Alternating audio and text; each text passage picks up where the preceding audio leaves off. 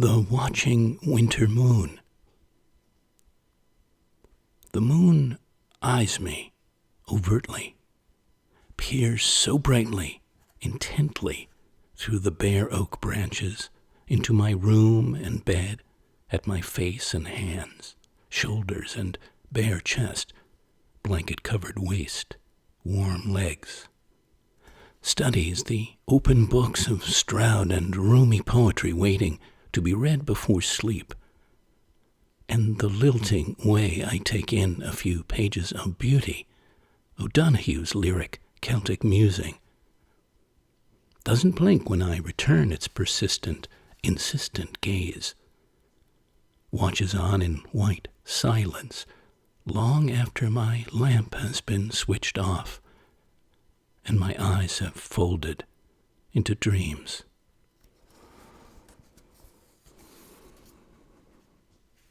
Welcome to the latest floating poetry broadcast, and thank you for leaning in, for easing in to the 93rd show in my ongoing weekly series, coming to you live from the slumbering coast of Rhode Island.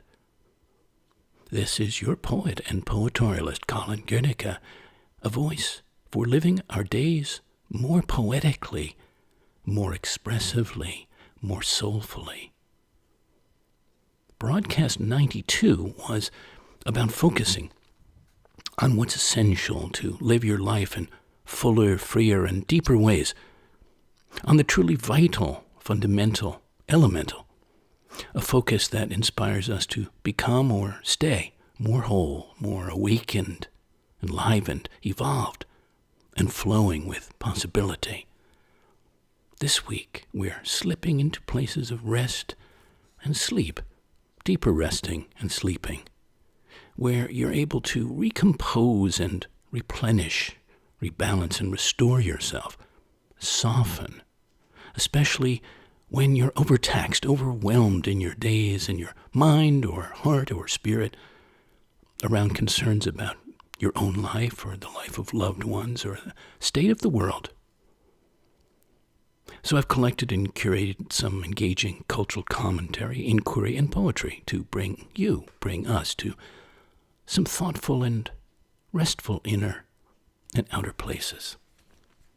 I thought we'd start with a poem that I wrote for incredibly dear friends down in Long Beach, New York, who I have a feeling might be listening in this very moment, Roger and Irvy Wu, from February of 2020, 2 years ago, almost to the day of this. The snow moon pours down its fairy tale light onto the sleeping garden dreaming of spring, onto the red-tiled head of the house and all the soft-blanketed house-dwellers here, onto the faithful old dog, the bright-feathered hens, the rows of hats and wine glasses, the jars of healing herbs, into the veins and roots of all the plants growing wild and well here, through all the night darkness, into words of wonder and praise on a snow-moon-whitened page.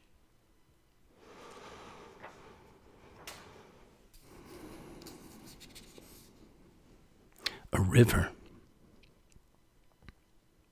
flows full and fast past banks of trees still green, still lush with leaves, rushes cool and clear near open windows, closed eyes, open ears, through the middle of the night, an end of summer river of rain.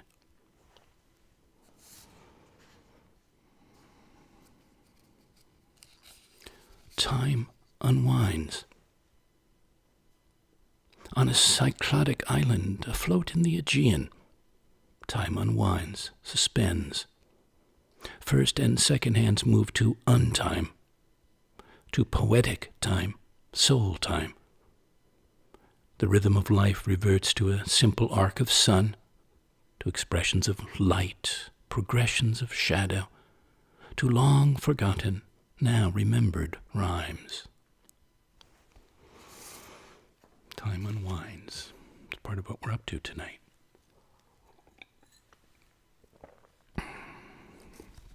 We are the supremely arrogant species. We feel we can abandon 4 billion years of evolution and ignore the fact that we have evolved under a light-dark cycle, says Oxford University professor Russell Foster.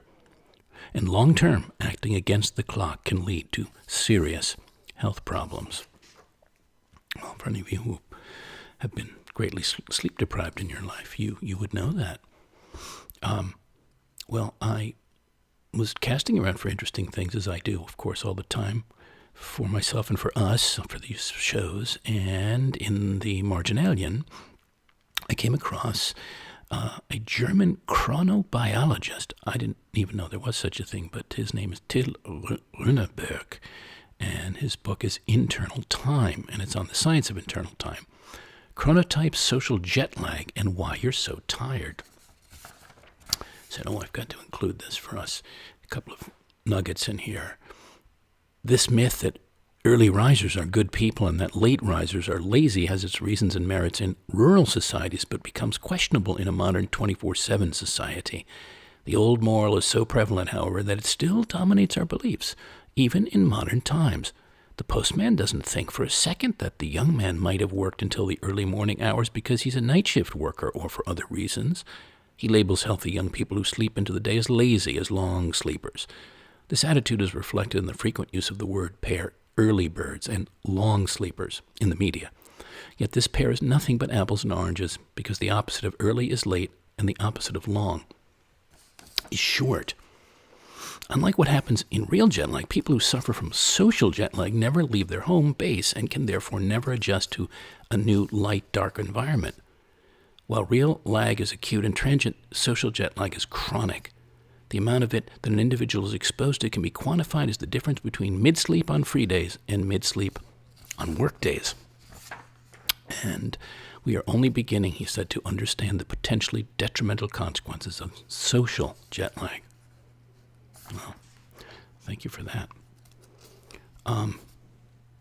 Racing, apropos, is a poem I had scored to original music that was part of my Poetorial Ultramarine for the 2017 America's Cup yacht races, where I was a cultural contributor. And I thought, well, do I read the piece, or maybe I'll play us that recording? It's very short, but let me just reach over here and do that for us.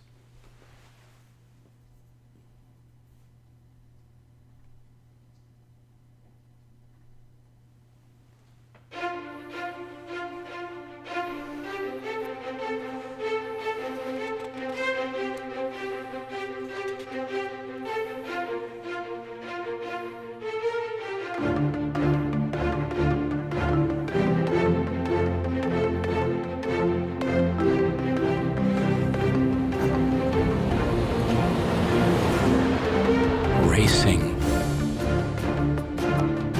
chariots and boats, men and women, hearts and minds, clocks, rockets to the moon, but not the sun or clouds, the seas or seasons. The making of histories, the unfolding of known and unknown galaxies.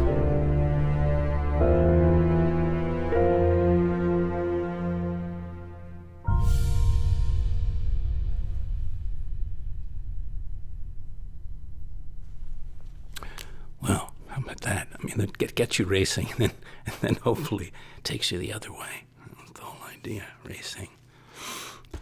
Okay, from our sleepguide.com, to sleep or not to sleep. And there was a squib in here that was interesting. Thomas Edison encouraged all Americans to follow his lead, claiming that sleeping 8 hours a night was a waste and even harmful. He said in 1914, there's no reason why men should go to bed at all. Dale Carnegie actually echoed that, of all things. Of course, that was lunacy, that later discovered. But it was reinforced even by the great Lindbergh in his transatlantic solo flight, which forced him to remain awake for 33 hours. Not that he's a convincing example, it says, but if going to sleep meant plunging to our deaths in the icy North Atlantic, I think most of us could stay awake for 33 hours. That doesn't make it a model for a healthy life. Which brought me to mind of sleeplessness, of insomnia. And I have a poem that I like to come to once in a while. It's a Charles Simic poem, Hotel Insomnia. I liked my little hole, its window facing a brick wall. Next door there was a piano. A few evenings a month a crippled old man came to play My Blue Heaven. Mostly, though, it was quiet. Each room with its spider in heavy overcoat catching his fly with a web of cigarette smoke and reverie. So dark I could not see my face in the shaving mirror. At 5 a.m., the sound of bare feet upstairs. The, quote, gypsy fortune teller, whose storefront is on the corner, going to pee after a night of love. Once, too, the sound of a child sobbing. So near it was, I thought, for a moment. I was sobbing myself. Thank you, Charles Simic. Dreamland, a book by David Randall, Randall, on what actually happens while you sleep and how it affects your every waking moment. He said, we're living in an age when sleep is more comfortable than ever and yet more elusive. Most of us will spend a full third of our lives asleep, and yet we don't have the faintest idea of what it does for our bodies and our brains. Research labs offer surprisingly few answers. It's one of the dirty little secrets of science. My neurologist wasn't kidding when he said, there was a lot that we don't know about sleep, starting with the most obvious question of all, why we and every other animal need to sleep in the first place. Humans need roughly 1 hour of sleep for every 2 they are awake, and the body innately knows when this ratio becomes out of whack. Each hour of missed sleep one night will result in deeper sleep the next until the body's sleep debt is wiped clean. As he says, as I spent more time investigating the science of sleep, I began to understand that these strange hours of the night underpin nearly every moment of our lives. Thank you for that, Mr. Randall. I thought you might enjoy a much-loved ode to the bed, because I got a couple of bed poems for us. And so I'd like to reprise this one. I was inspired to write it back in the spring of 2001 during my Central Park West, New York days in life. It's called The Great White Biscuit. Our moniker for the mattress and box spring, the king-sized bed, the often enflowered bower of bliss we call the Great White Biscuit. Our life raft, our spacecraft, our deep seabed where dreams swim and love is made, where old films play, where cats have curled, where we unfurl ourselves after a long day's journey into night. This bountiful broad billow of down and foam, the home plate where we slide safe and sound. This comforting and comfortable layer cake for 2, this soft and so delicious Great White Biscuit. And here's John Thorne, a poem of his from 1989, Safe in Bed, The Dangerous Truth. A mattress on a floor is only a pad. Lifted up and set on springs, it becomes a body, taut but yielding, muscular, resilient. Our bed remains the same stolid, gentle presence, not quite animal and not quite person, that we once tamed so it might take us down to sleep. Each night we climbed under its clothing and pressed ourselves against its skin. At first feeling wobbly on our perch, we tried to cling to its broad, strong back. But it proved no hard task to find our balance there, easier, in fact, than the one we had just gained on our own unstable feet. Lifted from the floor, a bed becomes more than a place to sleep. The continuous subtle alertness needed to stay aloft there made us conscious, not only of its body, but of our own. Where once, tucked snugly under sheet and blanket, we wanted only the safety of that tight embrace, we soon began, in the secrecy of darkness, to shake it loose, inch by inch, to slowly, innocently slide our bodies through the soft, resisting sheets. We did this, not only because the bed's baggy clothing, unlike our own, was so deliciously accommodating to inquisitive limbs, but because mastery had made the bed ours. The space beneath the covers was ours even before our room was, just as now it is the last place we surrender when age or illness creeps us to box us in. Thank you, John Thorne.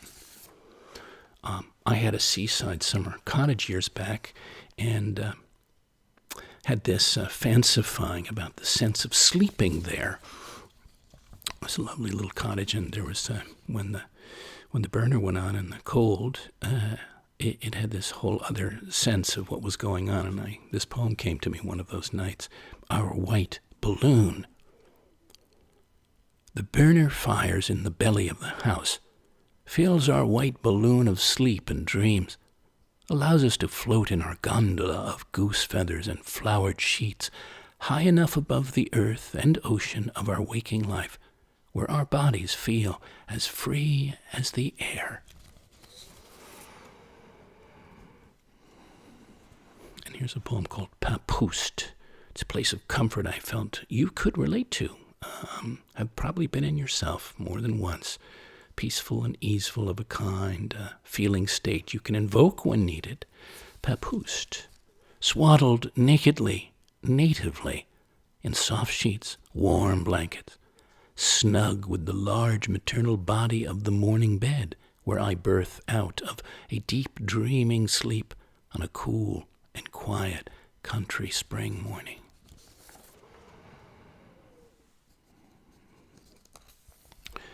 As I continued spelunking through places, I found also in the marginalian forest the science of sleep paralysis, how a neurological nightmare illuminates the wondrous workings of the brain-body connection. It's Sam Keen, who wrote some other books, wrote this one, The Tale of the Dueling Neurosurgeons. The history of the human brain is revealed by true stories of trauma, madness, and recovery. And what I liked about this is one or two passages. What causes sleep paralysis, he explains, is errant communication between the three main parts of the brain: the reptilian brain at the base, where functions like breathing and heart rate are controlled; the mammalian brain in the middle, which processes sensory input and includes the limbic system, responsible for the formation of memories; and the outermost primate brain, which controls complex functions like movement, decision-making, and goal setting. Well, deep inside the reptile brain, he said, sits the pons, P-O-N-S, a hump in the brainstem an inch long. When we fall asleep, it initiates dreaming by sending signals through the mammal brain to the primate brain, where dreams stir to life. During dreams, the pons also dispatches a message to the spinal cord beneath it, which produces chemicals to make your muscles flaccid. This temporary paralysis prevents you from acting out nightmares by fleeing the bedroom or taking swings at werewolves. Interesting. Thank you. Thank you, Sam Keen, for that. I came across in Psych Central How to Really Rest. I'm sure some of us know that, but there were one or two tidbits in here. For many people, rest isn't part of their lives, at least not regularly, or at least not genuine rest. Many of us are too focused on striving and never stopping because we think to stop is to quit, because we think to stop is to be lazy. So we wait to rest until we're so exhausted we have no other choice. You might even be confused about what rest really is, said Sarah Mclaughlin, a licensed psychotherapist in San Francisco. She defines that rest as ceasing work and worry as, quote, being rather than doing. The whole system, mind, body, is engaged in a restful state, and we're present in that experience of resting, which she calls restful awareness.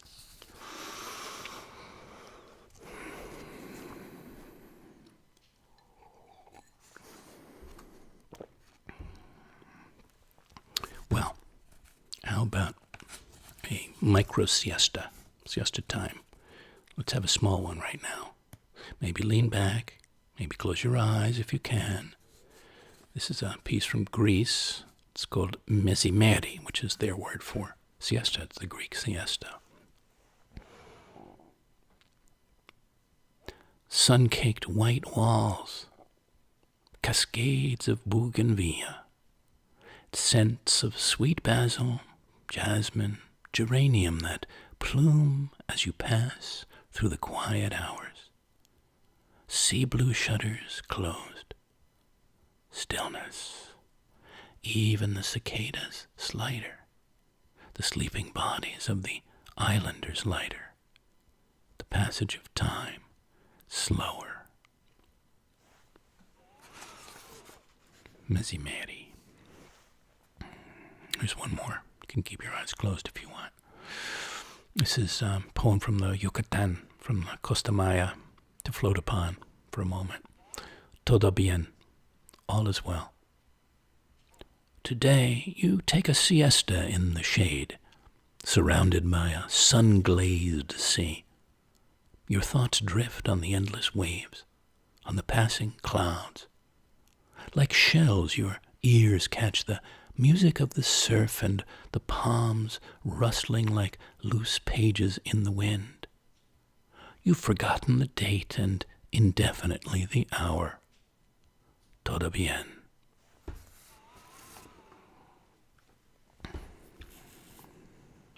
I went to Wikipedia. I wondered what they had to say about the siesta. Of course, it comes from the Spanish, meaning nap. It's a short nap taken in the early afternoon, often after the midday meal, and in such a period of sleep is a common tradition in some countries, particularly where the weather is warm. Historically common throughout the Mediterranean and southern Europe, the Middle East, mainland China, and the Indian subcontinent. It's an old tradition in Spain, they say, and through Spanish influence, most of Latin America. In Dalmatia, which is coastal Croatia, the traditional afternoon nap is, I don't know if I'm going to get the pronunciation, but I'll do my best, pijolot, from the Venetian pixolotto. The Spanish word siesta derives originally from the Latin word hora sexta, sixth hour, counting from dawn, hence midday rest. In Egypt, the mid-afternoon nap is called tarsila. So, a little bit of color and spice there around all of that.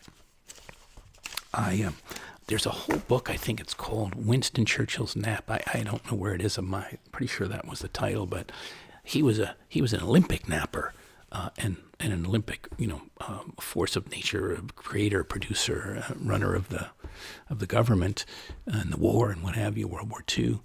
But he was one of two people I thought I read about in The Art of Manliness, the napping habits of famous men. Was the piece, and there were other people, but I thought Churchill and JFK would be fun to look at for a moment. So Churchill's afternoon nap was a non-negotiable part of his relaxed approach to his daily routine. He would start his day at 8 a.m. by eating breakfast, answering letters, and dictating to his secretaries, all of which was conducted while still in bed. The bout of work was followed by a bath, a long lunch, and plenty of sipping on watered-down whiskey. After lunch, it was time to paint or play cards with his wife, Clementine. Then it was nap time. He would take off his clothes, climb into bed for up to 2 hours of solid napping. At 6:30 p.m., he would rise, take another bath, and enjoy a long dinner. He finally got down to business at 11 p.m., probably with a cigar, like that. And JFK, President Kennedy, after a mid-morning stint of swimming and exercise, he would eat his lunch in bed and then settle down for a nap. He would have his valet draw the drapes and ask not to be disturbed unless it was a true emergency. He would then quickly fall asleep for a 1 to 2 hour nap. Jackie would always join him no matter what she was doing when her husband's nap commenced, leaving an assistant to entertain her guests. Head of the household staff, J.B. West, recalled that, quote, during those hours, the Kennedy doors were closed. No telephone calls were allowed, no folders sent up, no interruptions from the staff. Nobody went upstairs for any reason. After awakening from his nap, he would take his second hot bath of the day, resume meetings in the Oval Office at 3:30, knock off around 7:30 or 8, take another swim, and change his clothes for dinner. He wore at least 3 different sets of clothing every single day. He was president. Who knew that? I like that. Very interesting. They're absolutely religious about his napping, no matter what was happening. I was also thinking, of course, beyond napping was, for many, and some I know personally, of course, and many vintage Brits, a long hot soak is greatly restful, as you just heard from the others having their baths in contemporary times. A regular downshifting practice, and I might suggest that with an added twist here, as in this poem of mine from right here in Shelter Harbor in October, this past fall. It's called Bathing. Bathing first in the deep, bone-hot water of the Japanese soaking tub. Still sun-browned limbs floating, hands floating like open flowers in the round white cistern filled to the chin. Then stepping out into the breathing night air to bathe in the cool light of the autumn moon and the showers of meteors raining down in silver drops from Orion's near brightest star. How's that for bathing? Literally, and some star bathing. There's also much to be said for the restoration of through good body work. Even watching my then wife years back having one al fresco down on the Mayan coast of Mexico was so relaxing in itself, soothing and very sensual. Massage. Oiled brown hands knead your white flesh as the sun bathes the terrace and the palm leaves rub their dry hips and slender fingertips together.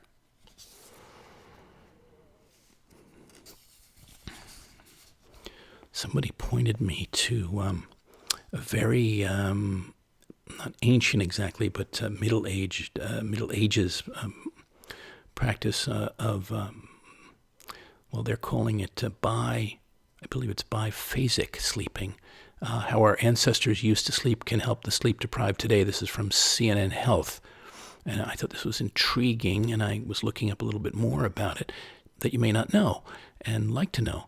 The historian A. Roger Ekirch thought that sleep was a biological constant, that 8 hours of rest a night never really varied over time and place. But while researching nocturnal life in pre-industrial Europe and America, he discovered the first evidence that many humans used to sleep in segments of first sleep and second sleep, with a break of a few hours in between to have sex, pray, eat, chat, and take medicine. Here was a pattern of sleep unknown to the modern world, he said. He's a distinguished professor in the Department of History at Virginia Tech, by the way. His subsequent book, At Day's Close, Night and Times Past, unearthed more than 500 references to what's since been termed biphasic sleep. He has now found more than 2,000 references in a dozen languages and going back in time as far as ancient Greece. So it actually does go farther back. Okay, I had overlooked that. The practice of sleeping through the whole night didn't really take hold until just a few hundred years ago, his work suggested. It only evolved thanks to the spread of electric lighting and the Industrial Revolution, with its capitalist belief that sleep was a waste of time that could be better spent working. Well, paging Thomas Edison again.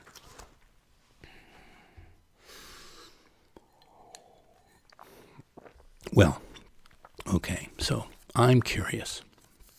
I definitely have some questions for you as we're going along here.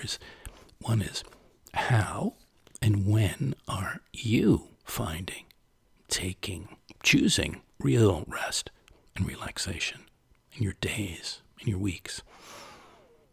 Resting not just your body, although that matters, but your mind, your heart, your spirit. Easing back on the proverbial throttle and in welcome ways, vital ways, ways you've learned to do or can, refresh and replenish you, re-energize you. I was also talking with a friend today who has cultivated a whole art of sleeping and preparing to slumber, a careful and wonderful choreography of pillows, blankets, and body, all arranged just so to ensure a more blissful rest, a buon riposo. So, what's your ideal bedtime mise-en-scène? I'd be curious to know that. You might even be in your pajamas right now. I decided to put on a jaunty striped pair, Italian, for the occasion myself. Why not?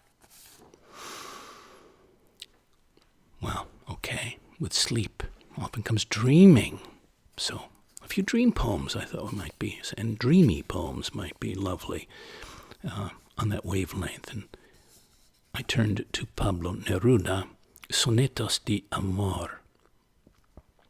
And now you're mine. Rest with your dream in my dream.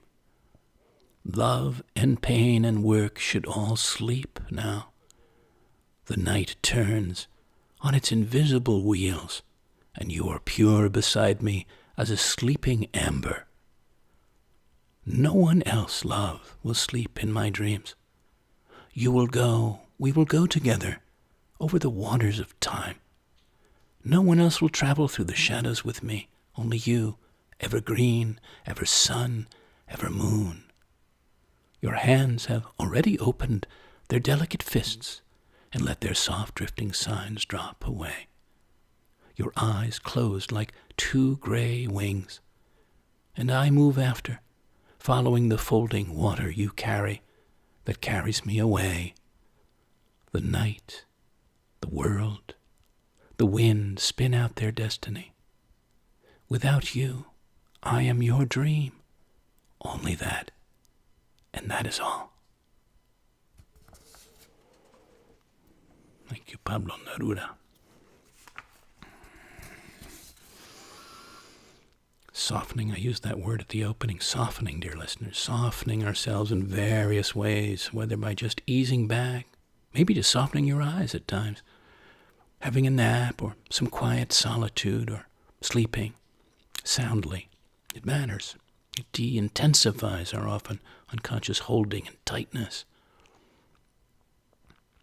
Fog pours in.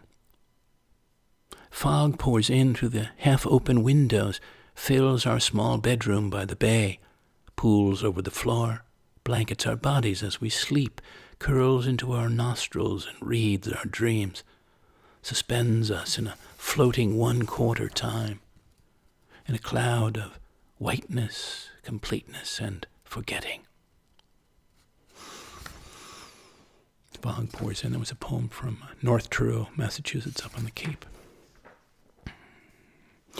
Back in a summer in the Aegean, one of several that I had, wonderfully, in this one, so I was walking through the fishing village of Vurkari on the ancient island of Kea in the Cyclades. I was contemplating dual dimensions of myself in that time zone while a beloved was fast asleep in another across the world.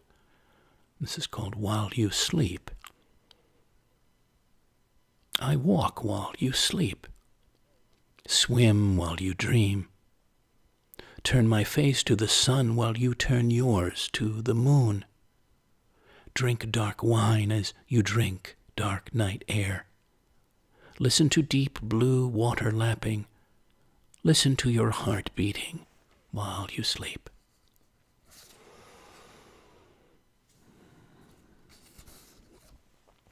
And here's another. This is from Berlin a few years back. And it's about a certain kind of restfulness, a sweet easefulness when we can experience when we feel cradled in many different ways, but in nature, in good feeling, and innocent sensings, I would say. This is called Tupfen, dots of rain on the skylight window pane, of dreams, of duvets afloat over one sleeping and one waking lover, of dawn blackbird song, of wholeness, peacefulness.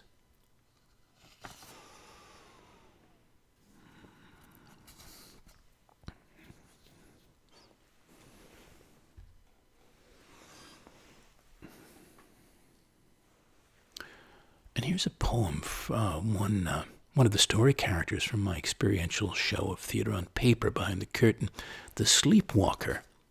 It's also a wonderful image I made of the Sleepwalker, very, very ethereal. The Sleepwalker, eyes open, glazed over by odic force, slow waves from bed. Not Macbethly, but softly, without a sound or sharp move through the still candlelit hallways of the empty manor house.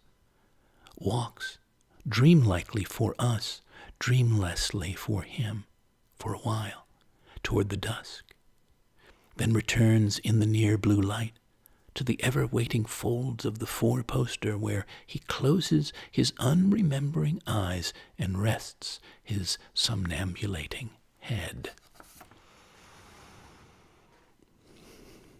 Wikipedia tells us something interesting about sleepwalking, which is, yes, known as somnambulism or noctambulism. a phenomenon of combined sleep and wakefulness. It's classified as a sleep disorder belonging to the parasomnia family, and it occurs during slow-wave sleep stages in a state of low consciousness, with the performance of activities usually performed during a state of full consciousness. Can be as benign as talking, sitting up in bed, walking to the bathroom, consuming food, and cleaning, or as hazardous as cooking, driving a motor vehicle, unbelievable, violent gestures, and grabbing at hallucinated objects. Well, I remember my brother told me he was certain his sister, my older sister, was a sleepwalker, and one night he heard her get up, and he followed her, and she went down to the kitchen completely asleep, made a sandwich, ate the sandwich, and went back to bed. So I know there's some proof on this end of it. Yeah. All right, we'll move along. I liked what this book called Sleep Demons, that's written by Bill Hayes, and he's an insomniac, and he was writing about that. And he said in there, on some nights a good long yawn is as close as I come to a good night's sleep, so I savor each of its 4 to 7 seconds. In the heart of a yawn is a moment of suspension, not unlike the pause immediately before orgasm, when it feels as if the outside sound is muffled. It's a moment you'd like to go on, but trying to freeze a yawn is like trying to seek haven in a hiccup. I was born dreaming. Deep in REM sleep, I was taken from the womb, my closed eyes furiously scanning for images that could never be retrieved, redreamed, or remembered. In this regard, I was identical to every baby. With a slap to the ass, it was over. Birth jolted me from a state of sublime unconsciousness to which I've spent the rest of my life struggling to return. Bill Hayes, Sleep Demons. Interesting read. The electric bed is one of mine, but it's about something that we all possess. Electric beds of a fashion. You turn it on by unplugging yourself, by going dark into sleep, by connecting to the grid of your dreaming world, where everything is electric, is wildly charged, flows with fast and slow current, with high and low voltage, positives and negatives, generates heat and light of curious and compelling kinds, conducts your subconscious through flashing scenes, encounters, mysteries, marvels, activates deep and secret circuits of intuition, precognition, sends signals, powerful signals through the wires to your waking life. The electric bed.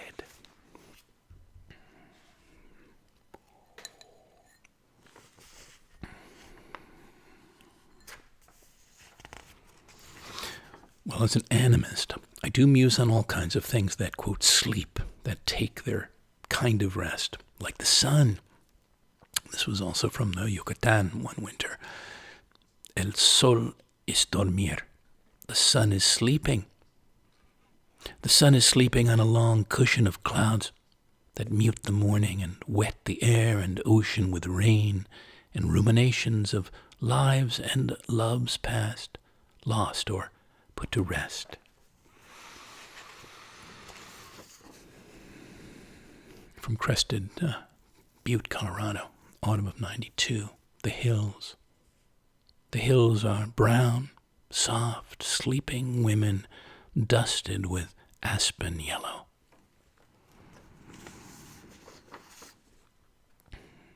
As a longtime sailor, as other writers and poets have written, I do muse on what sleeps deep in the sea, literally and literarily. This is the briny deep. In the beautiful briny deep, where ancient mariners sleep.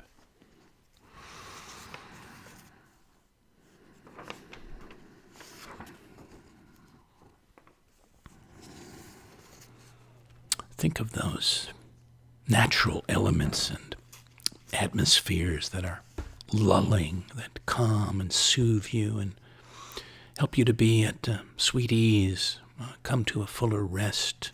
You know, I've spoken of the rain at the opening and water rushing the river. This is tonight, a rumba of rain and wind to dance into sleep and dreaming with.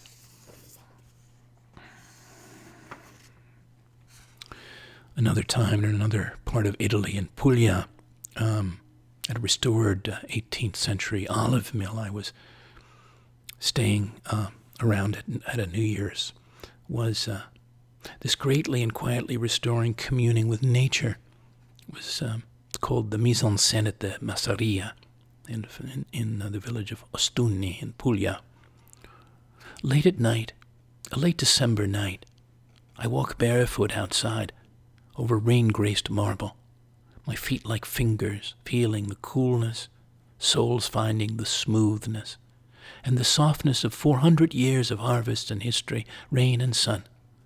I savor the wildness of the wind in the olive and myrtle trees, and the old Massaria sleeping here in the green heart of Puglia.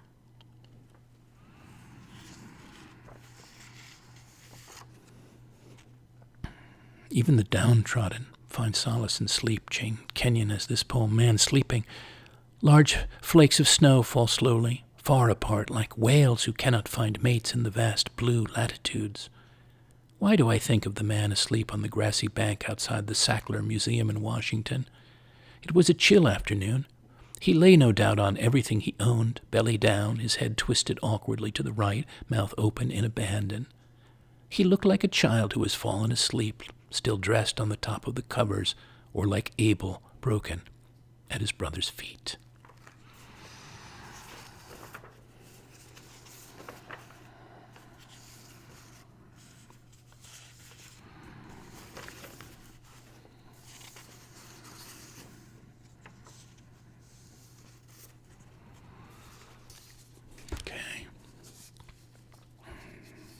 Serenely Centered is a poem for a spring equinox and the kind of subtle, emotive, planetary experience we can have and use to rebalance, reground ourselves, reconnect to the peace and harmony of nature.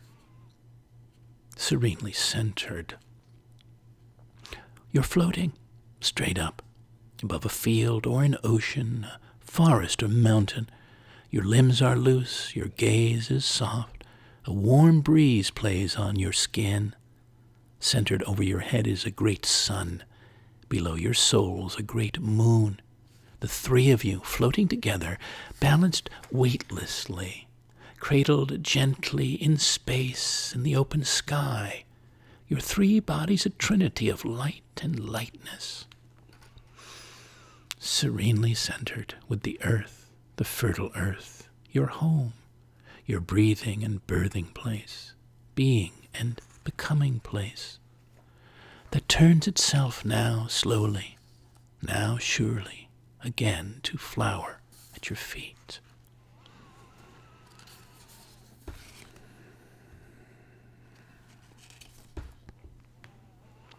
Riffing on this is the notion of places outdoors that just by simply being present in them, by pausing into them, is refreshing. This is a poem from Westport, Connecticut, one summer a few years ago. The Green Room. The one I ease into today has a blonde gravel drive that crunches agreeably underfoot. A pond with water lilies, frogs, and hidden fish. Free-flowering hydrangeas. Low stone walls, a white-painted mailbox, sun-leafed shade trees, a mourning dove that also calls softly in the afternoon, slate steps fringed with new summer grass that lead to and from the cushioned bench where I sit, and farther from here to the beach and a salty shore. Fireflies at dusk, and sometimes, I'm sure, sometimes a moon.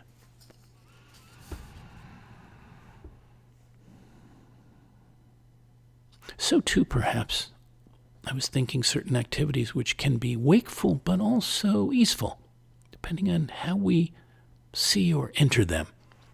Joyce Sutphin has this poem, Breakfast. Lovely poem. My father taught me how to eat breakfast. Those mornings when it was my turn to help him milk the cows, I loved rising up from the darkness and coming quietly down the stairs while the others were still sleeping. I'd take a bowl from the cupboard, a spoon from the drawer, and slip into the pantry where he was already eating spoonfuls of cornflakes covered with mashed strawberries from our own strawberry fields forever. Didn't talk much, except to mention how good the strawberries tasted, or the way those clouds hung over the hay barn roof. Simple. That's how we started up the day. Thank you, Joyce Sutphin, for that.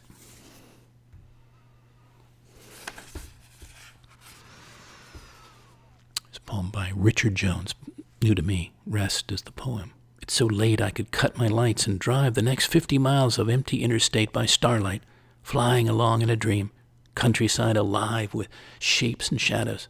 But exit ramps lined with 18-wheelers and truckers sleeping in their cabs make me consider pulling into a rest stop and closing my eyes.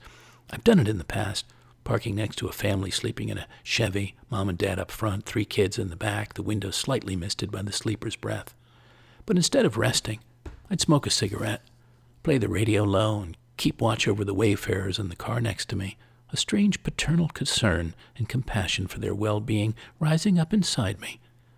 This was before I had children of my own, and first felt the sharp edge of love and anxiety whenever I tiptoed into darkened rooms of sleep to study the peaceful faces of my beloved darlings. Now on lonely nights like this, the fatherly feelings are so strong, the snoring truckers are lucky I'm not standing on the running board, tapping on the window, asking, is everything okay? But it is. Everything's fine. The trucks are all together, sleeping on the gravel shoulders of exit ramps. And the crowded rest stop I'm driving by is a perfect oasis in the moonlight. The way I see it, I've got a second wind and an all-night country station on the radio. Nothing for me to do on this road but drive and give thanks. I'll be home by dawn. Thank you, Richard Jones. Okay, we're coming in sort of the last stretch of things. In this last stretch, a little more nature for us. Calming nature, restful nature. Reining in, poem of mine. From here in Rhode Island to pour in peacefully as we move toward the last part of our time in these sharings about resting and sleeping. Reining in, pattering down, sussing and syncopating in the late night hours, the sound of wet, soft water music, freshly, clearly beating and rilling into the ears of the house, into your ears, the pores of your skin, the shores of your limbs, breath, heart, places beyond your thoughts, awakening time present, times past lives, listening like this to the sky water falling quietly, singing to you, calling to you, finding and gently filling you, cleansing and softening, and so airily calming and comforting you.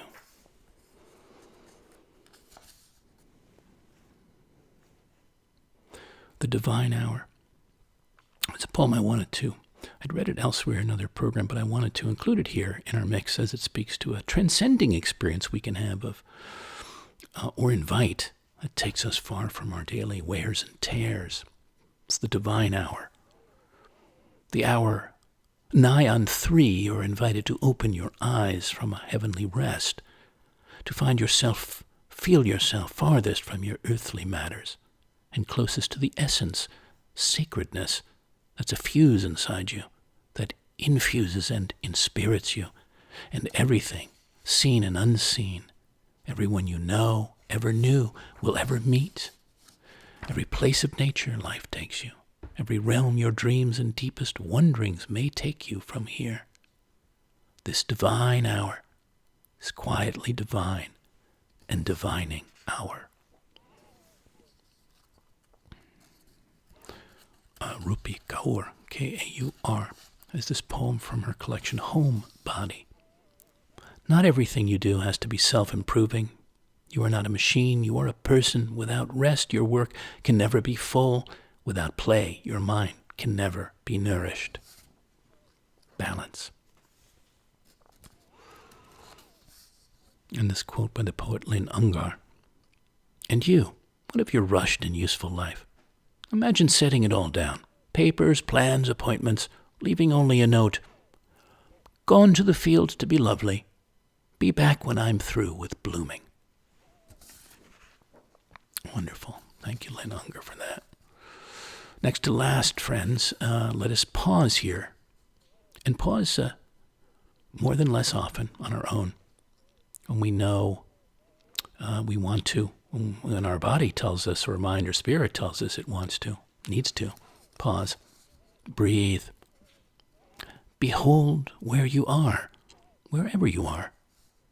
See all the life flowing around you. Feel all the life flowing inside you. Breathe, pause, to just be with yourself. Be at ease with yourself. Be held simply by your body, gently by your heart, freely by the light and the air and the pure ground of the earth.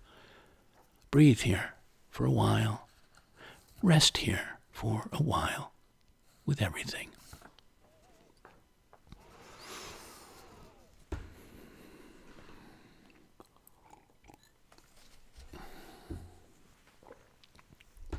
And last for now, a bow to all the joys of rest and sleep, and the pre and post of that. This is a resonant moment I had one June night by the ocean out on the South Fork of Long Island, crossing the red brick terrace to bed. The incense of honeysuckle and half-moon, the night-dark stars of ivy, the upholstered shapes of hedges and cedars, the cool midnight stillness, the nearness of the sea, of the summer.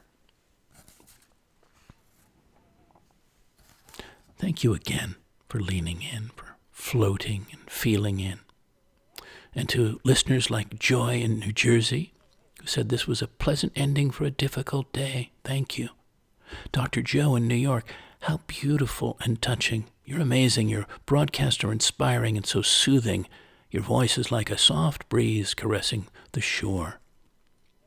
And Linda in Connecticut, who said, I get so much from the broadcasts. I have an experience that keeps me wanting to listen. It's so rich. And I feel, this is what thinking people did at one time. We need this in our lives.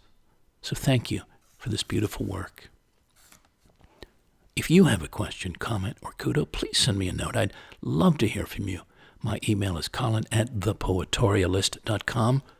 And if you'd like to express thanks with a donation, that'd be wonderfully welcome, because they help sustain the creating of these free weekly shows.